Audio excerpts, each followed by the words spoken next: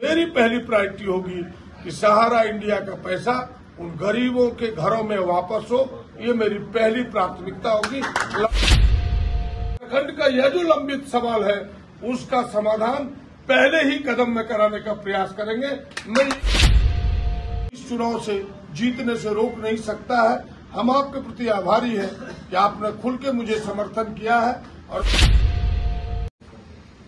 जिस चिंगारी को आपने यही नहीं पूरे देश में जलाया है, लगता है यह चुनाव उसको शोले में बदलने का वक्त आपको देगा। इसमें कहीं दो राय नहीं है। आज तक राष्ट्रीय स्तर पर ओबीसी मोर्चा राजनीतिक कभी मुद्दा बना नहीं। पहली बार राजनीति में देश स्तर पर ओबीसी की भी मांगों को राष्ट्रीय मुद्दा का स्वरूप मिला है।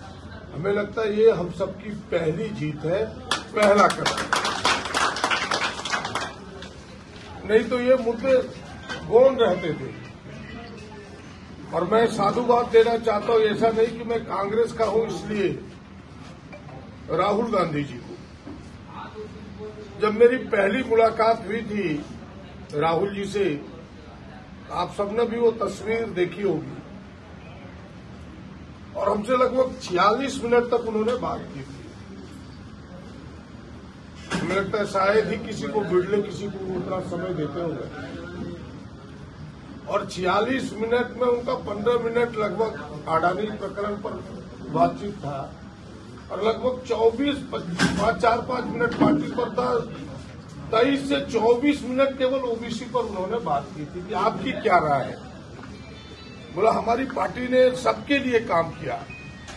उन्होंने कहा कि हमारी पार्टी ने दलित के लिए काम किया, आदिवासी काम किया, अल्पसंख्यक के लिए काम किया, लेकिन ओबीसी के लिए और किसान के लिए हमें जितना काम करना था वो काम नहीं कर पाए। हमारी इच्छा है अब कांग्रेस ओबीसी और किसान के बीच, थोड़ा गप कम करना मेरे यार, ओबीसी और किसान के बीच काम करे। और उस पर उन्होंने मेरी राय जानी। और आपने देखा होगा जब उनकी यात्रा चली तो पहला भाषण पाकुड़ में उनका था, उसमें उन्होंने ओबीसी का जिक्र नहीं किया। जब यहाँ वो आए और जब हमको उन्होंने अपनी गाड़ी पर लिया, बोला कि मेरी जो राय थी उस पर आप बताइए कि यह मेरा मुद्दा रहे कि नहीं झारखंड में। तो हमने कहा इससे बेहतर कोई आपका मुद्दा राजनीति हो नहीं सकता है। और फिर आपने देखा होगा कि यहीं से जो उन्होंने प्रारंभ किया सरकंडा से, पूरे देश में इस मुद्दे को वो रखते रहे और वो आज एक राजनीतिक मुद्दा बन गया है कि ओबीसी की हिस्सेदारी, ओबीसी की भागीदारी। और हमें लगता है कि मैं धन्यवाद देता हूं हृदय से कि हम जैसे लोग तो लगे ही थे, लेकिन एक बड़े नेता दुनिया में जिनका कद है, अच्छे नेता के रूप में, ईमानदार नेता के रूप में, और हमें लगता है कि वह जो मुद्दा बना और जो ओबीसी का आज समर्थन मिला है इंडिया गठबंधन को, पूरे देश के परिणाम में एक अद्वितीय परिवर्तन होने वाला है। इसमें कई शक नहीं। और उसके परिवर्तन के कारण आप सब हैं, हम सब हैं। और आपने यहां मुझे समर्थन दिया है और आप जानते हैं कि मेरी पहचान ही इसी से है। कई लोग तो मुझे यह कह देते हैं कि नहीं ये तो प्रो ओबीसी है, प्रो एसटी है, प्रो एससी है, प्रो मुस्लिम है। यहां तक मेरी पहचान के रूप में कई लोग कह देते हैं, लेकिन मेरी पहचान वो नहीं है। मेरी पहचान ये है कि भाई हम गरीबों के लिए, दलितों के लिए, पिछड़ों के लिए, आदिवासियों के लिए, किसानों के लिए उसको हक और हुकूक दिलाने का जीवन में प्रयास किए हैं। चुनाव जीते हारे उससे मतलब नहीं है, मतलब है कि मेरा जीवन है इसके संघर्ष के लिए, इसके लिए नहीं। और उससे कभी पीछे होने वाले नहीं है। अगर आपने गौर किया हो, इसे राजनीति होती रहती है आपस में कि मेरे एक एक मुद्दे साल में निश्चित रूप से 2 या 3 बार सरकार को मजबूर करता हूं इन मुद्दों पर गहराई से सोचने के लिए। और आपने देखा होगा कि विधानसभा में कई बार इस मुद्दे को सामने रखा। सरकार ने इन चीजों में प्रयास भी किया, लेकिन कुछ अड़चने हैं और वो अड़चन यहां से नहीं है, वो अड़चन दूर होगा दिल्ली से। और दिल्ली में झारखंड की खास करके हिस्सेदारी की बात, ओबीसी की हिस्सेदारी की बात झारखंड के किसी सांसद ने आज तक नहीं उठाया। अगर ये बात झारखंड की तरफ से उठता तो झारखंड का जो 27% का आरक्षण है उसका समाधान हो जाता। और मैं आपको वचन देता हूं कि मेरे जहन में 2-3 मुद्दे हैं जिन मुद्दों को मैं प्रायोरिटी देने वाला हूं। अगर लोकसभा में आप सबके सौजन्य से मौका मिला, एक मुद्दा तो हमने गरीबों के हिस्से को लिया है कि जो सहारा इंडिया में लाखों गरीबों का यहाँ पैसा फंसा है। न हजार की बात मैं नहीं करता हूँ, इस लोकसभा में लाखों गरीबों का पैसा फंसा है। और हमारे पास खत अगर आप देखिएगा, जब से इस मुद्दे को हमने उठाया है, लगभग 4.5-5 कल तक 4600 खत और लगभग 10,000 मैसेज आ चुके हैं कि इस मुद्दे को प्रायोरिटी से आप लीजिए।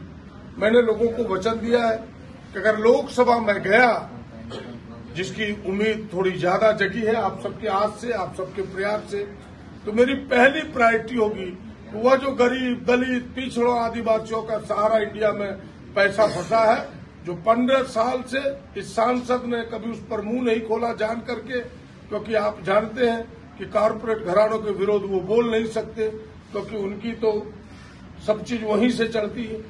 मैं उस पर कुछ बोलना नहीं चाहता, लेकिन मेरी पहली प्रायोरिटी होगी कि सहारा इंडिया का पैसा उन गरीबों के घरों में वापस हो। ये मेरी पहली प्राथमिकता होगी, लड़ाई का पहला हिस्सा होगा।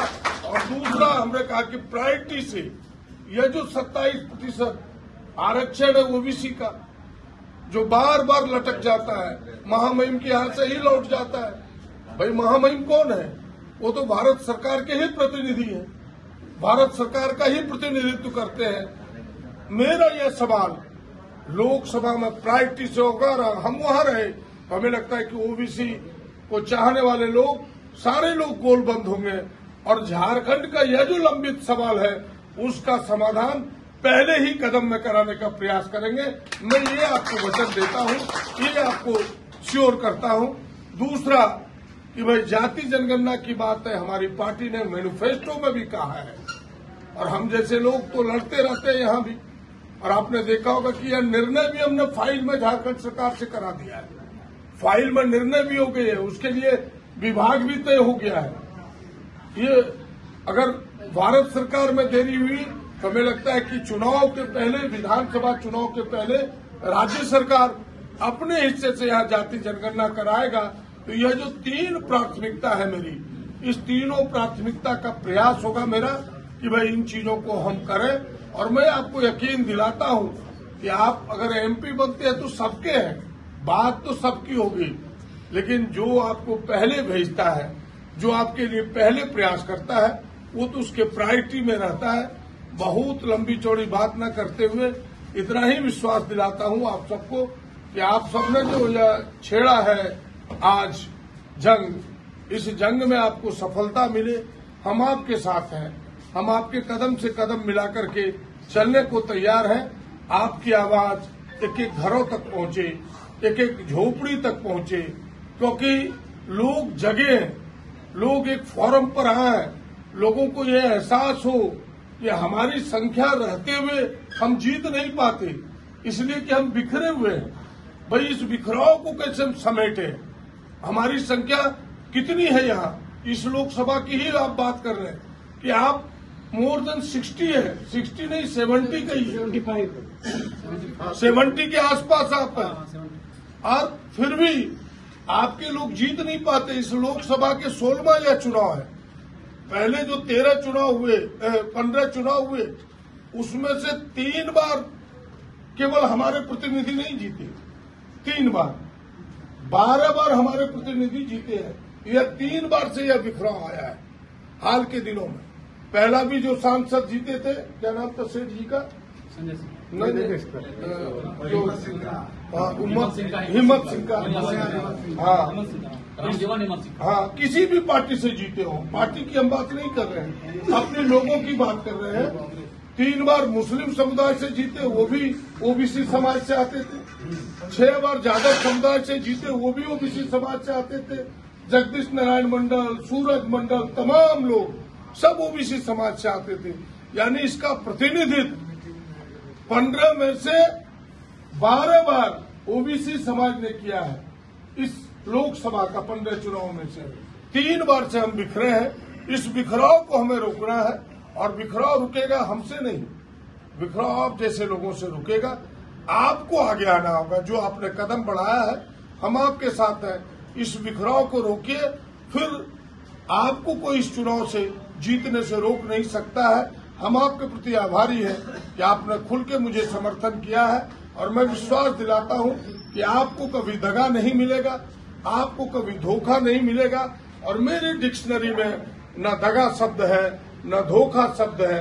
मैं आपके साथ खड़ा दिखूंगा, आपकी समस्याओं के समाधान के लिए खड़ा दिखूंगा। ओबीसी को हिस्सेदारी, हक और हुकूक दिलाने के लिए आपके पीछे खड़ा दिखूंगा। बस इतनी ही बात कह सकता हूं।